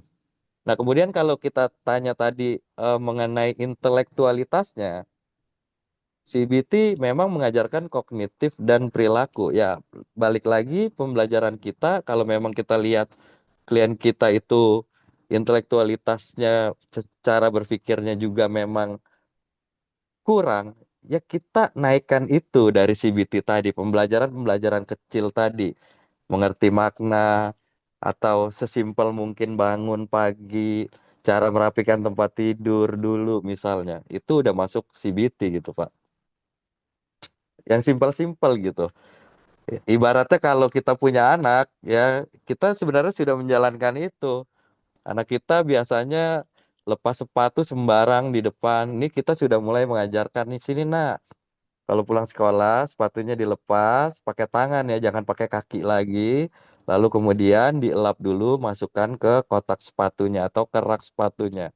Itu bagian-bagian CBT dari hal-hal yang kecil. Jadi nggak bisa dicerna oleh apa teman-teman yang memang intelektualitasnya beragam gitu. Itu sih Pak. Ya, oke. Makasih Bang. Betul, cuman memang aku pernah beberapa kali dapat kasus yang memang dia pengguna obat antipsikotik, tapi secara penyalahgunaan ya. Terus pengguna apa pernah menggunakan Ebon juga. Terus pas begitu eh ditanya beberapa, responnya tuh kurang melongo gitu. Purlong lah, purlong kalau bahasa di facility itu purlong gitu katanya. Nah, pas begitu kita ngajak ngobrol, wah ini kita bahkan untuk mengukur tahapan ada di mana aja untuk mengisi, kita menggunakan Eureka atau apa, dia bukan nggak paham. Atau misalkan ada klien yang nggak bisa baca juga, Bang, gitu. Di Iya, kita pernah ada seperti itu. Nah itu maksudnya lebih jauh sih, maksudnya lebih sulit gitu kita untuk memberikan terapi seperti itu. Kasih. iya, iya betul sekali Pak. Itu tantangannya ya. Ada yang nggak bisa baca, ada juga yang dual diagnosa ya, masuk ke layanan dengan nafza, tapi ternyata ada gangguan kejiwaannya ya kan. Ya mau nggak mau itu kita berperan manajemen kasus, kita harus sangat berperan melihat prioritas mana dulu yang memang harus ditangani. Kalau memang masalah kejiwaannya mengganggu untuk pemulihan, nggak bisa orang diajak konseling, ya kita tangani secara psikiatrinya dulu gitu. Yang nanganin psikiater gitu. Sudah sampai beres, ya paling kita bisa mengajarkan penjadwalan apa, mengajarkan pematuhan minum obat gitu, yang kecil-kecil gitu aja. Itu sih paling itu. Memang agak sedikit banyak tantangan kalau yang di dual diagnosa tersebut atau yang nggak bisa baca tulis itu. Baik, Mbak Nita.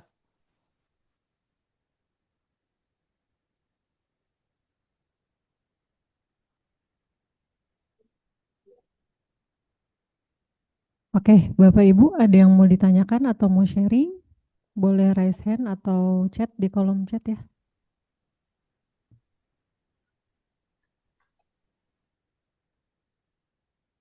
Tadi yang Mbak Ivi jelasin menarik ya, mengenai program pasca rehab.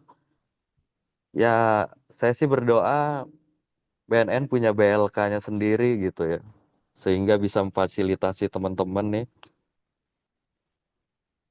untuk bisa latihan kerja sesuai dengan apa ya, kalau kita kirim ke balai latihan kerja di luar kerjasama ya, tadi ada batch standarnya, mungkin terlalu tinggi atau sulit dicapai, akhirnya anak-anak jadi stres misalnya, atau jadi pasien-pasien jadi stres dan merasa minder, itu nggak pas juga gitu.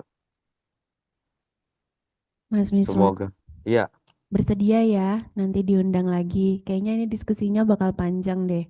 Dan menyesuaikan dengan tren Gen Z ya sekarang ya, berarti untuk jenis-jenis pelatihannya, kemudian pengembangan ke depan. Kalau saya nggak salah tadi sebenarnya kita udah punya 5 center untuk pelatihan ini, tapi memang mungkin belum terinformasikan dengan baik. Nah, mudah-mudahan running 2026 ya, Mas Iswan bantuin kita juga. Hehe. Iya, insya Allah Mbak Ivi. Terima kasih. Dengan senang hati. Karena memang di challenge juga untuk teman-teman LRKM dan LRIP yang punya program pasca rehab yang bagus gitu ya, atau udah dijalankan di Jawa Barat, nanti akan ada sesi sharingnya juga. Jadi nanti kita mungkin akan pemetaan dan nanti dari teman-teman LRIP dan LRKM bisa sharing program-programnya gitu. Jadi kita bisa saling akses. Ya, oke Mbak Ivi. Mbak Nita, ada lagi? Oke, Bapak Ibu, masih ada yang mau di-sharing atau ditanyakan? Di kolom chat sudah ada pertanyaan dari Pak Zaki. Izin tanya, apakah CBT ini hanya bisa diberikan kepada klien atau bisa juga diberikan ke keluarga sebagai support system klien, terutama untuk mengubah mindset keluarga bahwa sekali ikut rehab sudah pasti tidak menggunakan lagi? Ya, bisa untuk keluarga. Sangat bisa. CBT justru yang tadi saya bilang mengajarkan pasien kita untuk bisa keluar dari situasi sulit atau ketika bertemu dengan orang yang menawarkan, mengajarkan teman kita untuk dapat menolak, itu juga harus dibarengi sama walinya ya. Kenapa saya bilang wali? Bisa orang tua, bisa pasangannya, bisa anaknya gitu. Gitu. Jadi kemudian juga seringkali penjadwalan atau latihan-latihan CBT yang diterapkan oleh CBT tadi, kalau nggak dibarengi dengan kebiasaan yang ada di rumah juga akan menjadi sulit bagi si klien itu sendiri. Jadi eh, alangkah baiknya bareng. Tapi nah ini dia nih, dalam sebuah program biasanya yang terpapar, yang dapat program tersebut hanya si pasien. Sedangkan keluarganya hanya dapat sesi-sesi 1-2 kali aja, misalnya kunjungan keluarga, kunjungan rumah, kita ketemu, kemudian juga ada family support group. Biasanya kita kasih masukan di situ dan belum terlalu fokus memang untuk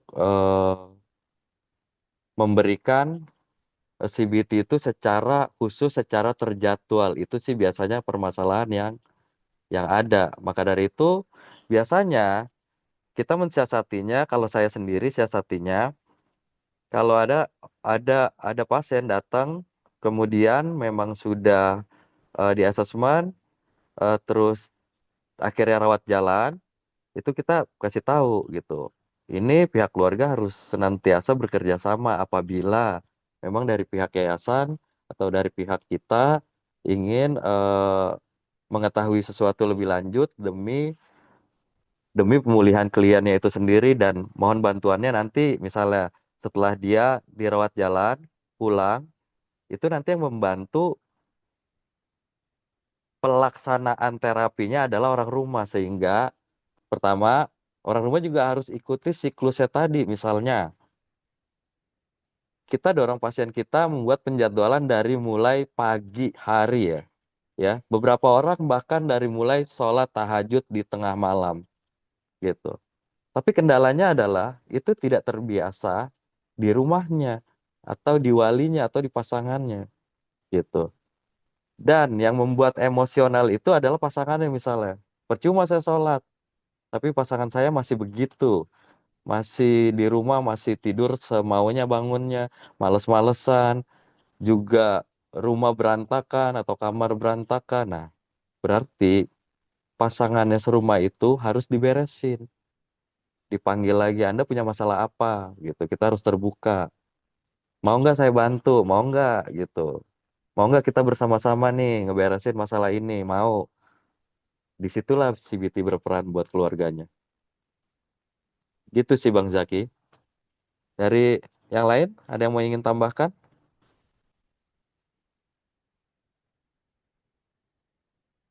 Baik, Bapak Ibu, ada lagi?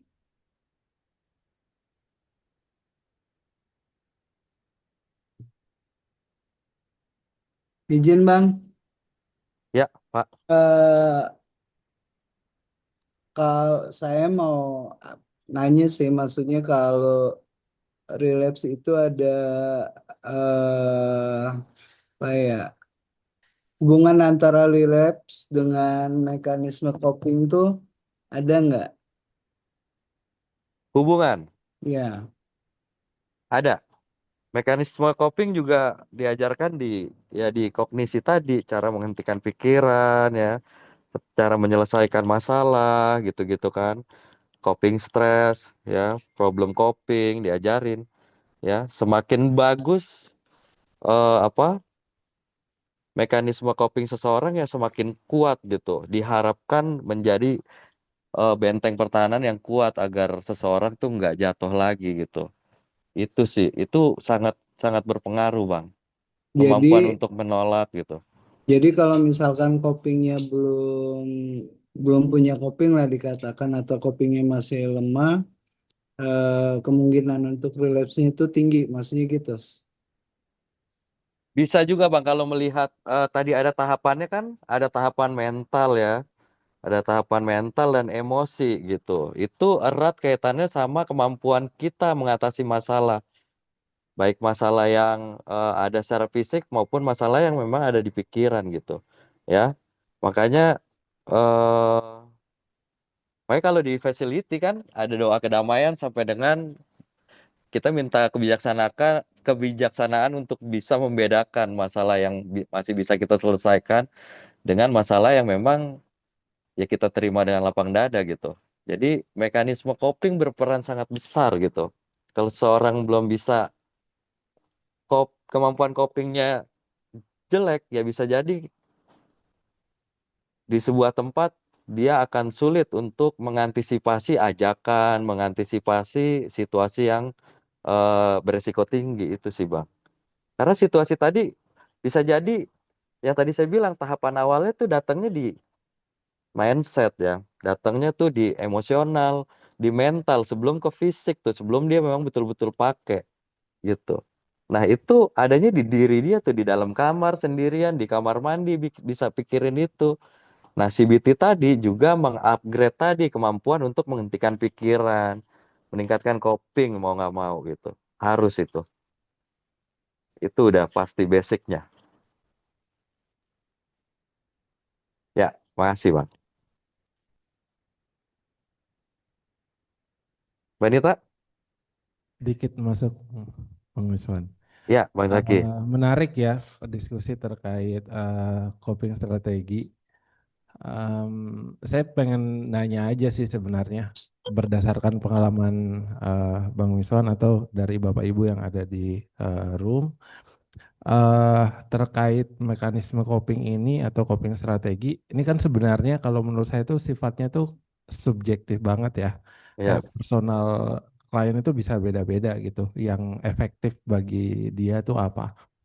Nah, berdasarkan pengalaman, eh, gimana sih cara mengajarkan strategi coping yang efektif buat klien, terutama bagi klien-klien yang memang kebingungan atau tidak punya cara yang efektif karena memang eh, hanya yang bisa dia pikirkan adalah penggunaan untuk membantu dia gitu, mekanisme copingnya.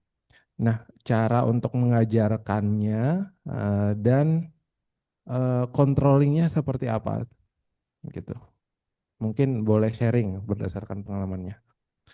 iya, coping sendiri kan dua ya, emotional focus coping dan problem Ya, focus problem coping focus ya. coping, ya benar. Iya, iya, problem focus coping. Ya awal-awal basicnya kita harus kasih tahu yang mana yang memang harus diselesaikan problemnya, yang mana yang harus diselesaikan secara emosinya seperti sedih, perasaan, kehilangan gitu. Nah, kalau di panti sendiri ya di rawatan itu mungkin di di setiap tempat ada doa kedamaian tuh ya. Itu ngebantu banget tuh untuk pembukaan karena isinya kan apa doa untuk meminta Tuhan agar memberikan kekuatan ya, agar dapat mengubah apa-apa yang masih bisa diubah nih. Kemudian menerima hal-hal yang nggak bisa diubah gitu. Nah biasanya masuk awal dari situ gitu strateginya bahwa memang ada hal-hal yang nggak bisa dirubah, kehilangan orang, masa lalu. Ya itu yang harus dirubah adalah diri kitanya, emosi kitanya, bukan orang lainnya. Begitu juga jangan ketuker. Kalau pinjam duit sama orang ya bayar gitu. Jangan perasaannya yang ditenang-tenangin gitu, ditagih kok tenang-tenang gitu. Nah, itu hal-hal kecil yang kita ajarkan ke mereka gitu. Punya masalah apa? Masalah kebersihan, ya dibersihin gitu. Disapu, bukan dibiasakan gitu mindsetnya akan hal itu. Itu sih biasanya yang tiap hari dilakukan pembiasaan-pembiasaan tadi menyangkut dengan coping skill tadi gitu. Apa sih masalah yang masih bisa diberesin? Yang kedua, dari beberapa materi-materi yang teman-teman sendiri bikin, teman-teman yang dirawat bikin. Itu juga membantu tuh teman-teman dalam mengupgrade skill copingnya gitu. Yang ketiga, ada grup biasanya. Ketika ada seseorang yang melakukan kesalahan, itu ada grup meeting. Oh, Anda melakukan kesalahan ini. Anda tahu nggak salahnya di mana? Sesama tuh menegur atau ada chipnya menegur gitu. Oh, di sini sini sini. Ya kan? Penyelesaian masalahnya seperti apa gitu. Komitmennya seperti apa. Jadi teman-teman diharapkan dengan pembiasaan tadi, selain teorinya masuk, di prakteknya juga bertanggung jawab gitu. Dan nggak lemah lah gitu. Secara emosionalnya nggak lemah, bisa mengendalikan diri, secara prakteknya, secara problemnya mampu juga menyelesaikan masalah. Itu sih Bang Zaki, pembiasaan-pembiasaan kecil-kecil tadi.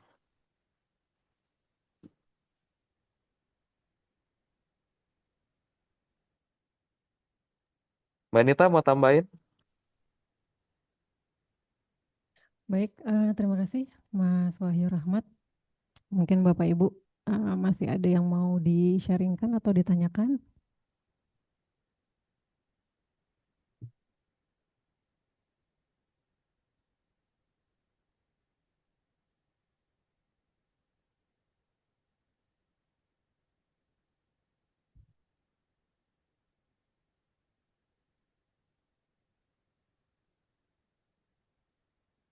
Bapak Ibu, sebelum sesi hari ini kita akhiri, ada yang mau bertanya lagi?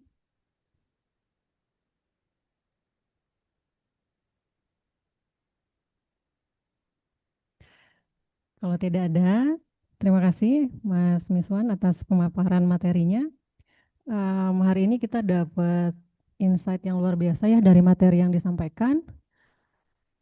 Mungkin yang bisa saya tangkap dari materi hari ini adalah bahwa kambuh atau relapse itu bukan sebuah kejadian, melainkan sebuah proses. Permulaan tahap relapse bisa berlangsung mingguan ataupun bahkan sampai bulanan sebelum akhirnya menjadi sebuah kekambuhan fisik atau physical relapse. Urutan kekambuhan mulai dari kekambuhan emosi, kemudian kekambuhan mental, dan sampai akhirnya menjadi kekambuhan fisik. Pencegahan kekambuhan lewat CBT menitik beratkan pada pengembangan keterampilan baru dan tentunya perlu adanya latihan untuk menguasai keterampilan tersebut. Kemudian CBT juga bisa dilakukan dua arah, bisa diberikan kepada klien maupun kepada keluarga. Lalu mekanisme coping yang tepat bisa juga membantu klien dalam mempertahankan pemulihan. Mungkin itu yang bisa saya tangkap dari materi hari ini. Mungkin Dr. Lia ada yang mau disampaikan terlebih dahulu? Ya, Assalamualaikum warahmatullahi wabarakatuh. Izin eh, Mas Miswan, Bu Waalaikumsalam Ivi. dok. Mohon maaf Mas Miswan, ini kami kebetulan kegiatan di BNNP Jawa Barat cukup banyak, tapi mungkin izin menyampaikan terima kasih banyak ya Mas ya udah mau menyempatkan waktu untuk kegiatan hari ini. Mungkin Iya, Mas Miswan udah all out banget buat BNN.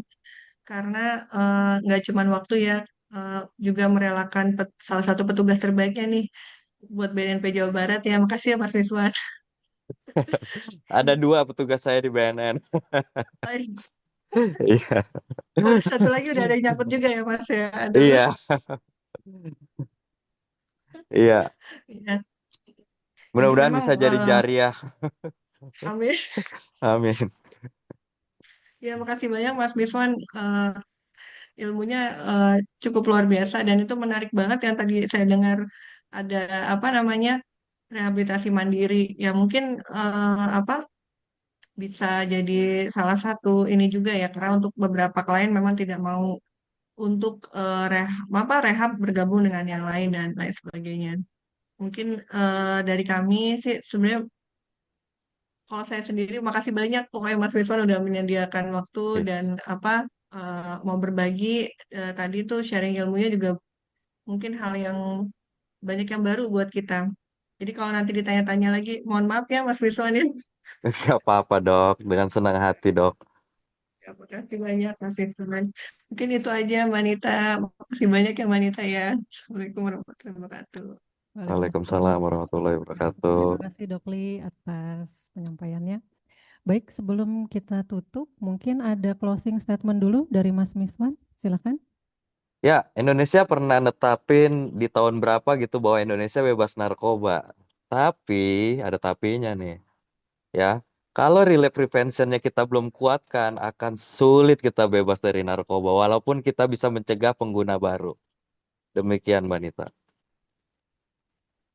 Terima kasih Mas Miswan atas pemaparannya materi hari ini. Saya tutup materinya. Mungkin silakan kalau Mas Miswan ada kegiatan lain boleh leave dulu. Ya, baik. Terima kasih Mbak Nita, Baik. Dr. Lia, Mbak Ivi, dan teman-teman semua. Ya, Mohon maaf apabila ada salah-salah kata, ya. Mas Ada banyak Miswan, kekurang. Ya, boleh kita foto bersama dulu sebelum oh, leave? ya boleh-boleh, mau. Siap. Aba-aba mungkin dari Mas Wahyu. Oke, pinnya nggak dilepas dulu, pin itu di unpin. Ada Pasya Ungu di situ. Ada ya. Oh, dari saya aja. Oke, Bapak Ibu, dari ini ada 4 slide ya. Kita mulai dari slide 1, semuanya open cam. 1, 2, 3. Oke.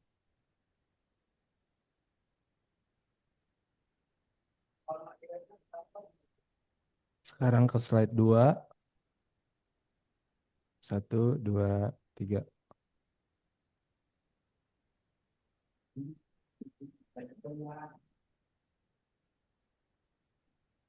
Ke slide 3.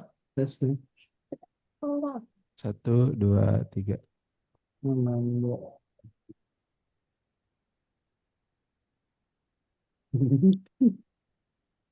Slide terakhir. 1, 2, 3.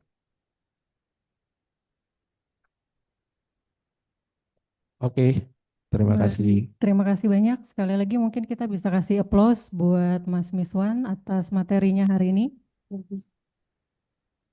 Terima kasih banyak teman-teman semua. Terima Saya kasih. izin leave, Mbak Nita. Iya. Wassalamualaikum warahmatullahi wabarakatuh. Waalaikumsalam. Waalaikumsalam warahmatullahi wabarakatuh. Baik, Bapak Ibu. Sebelum ditutup, kita mungkin mengerjakan post test terlebih dahulu. Silakan di link Sadar Series. Bisa Bapak ada dilakukan izinnya? Ada ya. dalam waktu 5 menit ya. Nggak usah terlalu lama. Pas. Bisa dimulai dari sekarang. Dan juga yang belum absen, boleh diisi absensinya.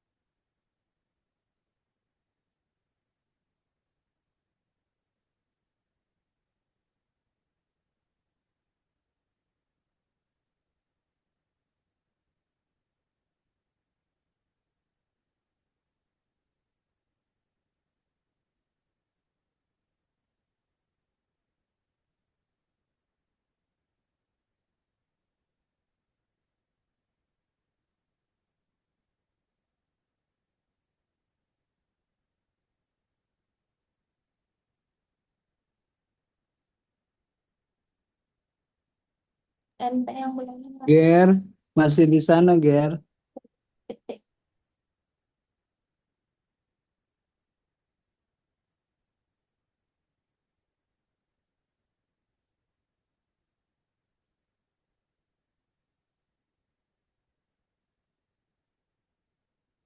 Rodi, Gary masih bantuin di rehabilitasi.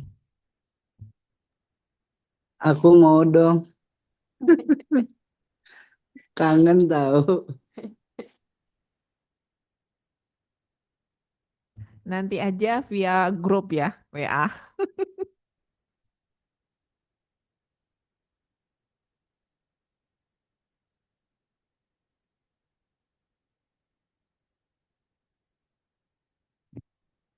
Baik, Bapak Ibu, mungkin semua sudah mengisi post-test ya. Sebelum saya tutup, akan ada tambahan informasi dari Bu Ivi terkait webinar Sadar Series. Silakan, Bu Ivi.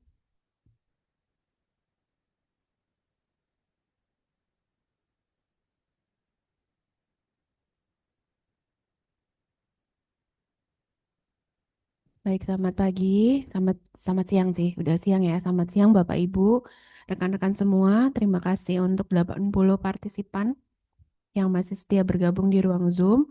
Kami dari panitia tidak henti mengingatkan supaya rekan-rekan semua bisa mendapatkan sertifikat Sadar Series di akhir seri nanti di tanggal 27 November 2025 insya Allah. Untuk memudahkan teman-teman dan kami, panitia, kami mohon kerjasama dari rekan-rekan semua. Sedari kemarin kami sudah memeriksa kembali rekapitulasi pengerjaan pretest dan posttest dari rekan-rekan semua. Namun kami akan membagi ke beberapa segmen. Untuk segmen yang pertama ini kami mohon Bapak Ibu untuk menyelesaikan pre-post test Sadar Series dari seri 1 sampai dengan seri 4. Kalau ada yang bisa cek di Google Form-nya ya, seri 1 sampai 4 ini berarti sebentar. Seri 1 adalah layanan rehabilitasi dan standar. Itu yang sesi 18 Maret, kemudian 20 Maret adalah tentang ASIS. Dan seri ketiga tentang tata laksana layanan pasca rehabilitasi. Seri keempat adalah tata laksana medis bagi penyalahguna nafsa. Jadi kami akan pada tahap 1 ini merekap seluruh seri 1 sampai 4. Maka Bapak Ibu teman